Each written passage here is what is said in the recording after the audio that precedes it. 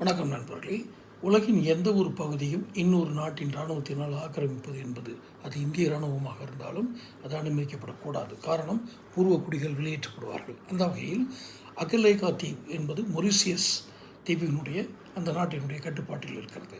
Mauritius நமக்கும் மொரிசியஸுக்கும் இருக்கக்கூடிய ராஜ்ய உறவுகள் காரணமாக, அந்த ராஜ்ய உறவுகளில் ஏற்படும் ஒப்பந்தங்கள் காரணமாக நாம் இந்த புரிந்துணர்வு ஒப்பந்தம் மொரிசியஸோ இந்தியாவோ இதை குறித்து பெரிதாக வெளியிடவில்லை என்றாலும் கூட, அந்த அகலேகா தீவில் இந்திய இராணுவம் தனது இராணுவ கட்டுமானங்களை செய்வதாக செய்தியில் வருகிறது.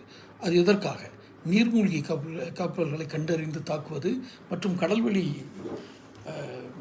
செய்தி பரப்பு, அந்த கம்யூனிகேஷன், அதை தடுப்பது, இது போன்ற வேலைகளுக்காக இராணுவ தளம் அமைக்கப்படுவதாக கூறப்படுகிறது.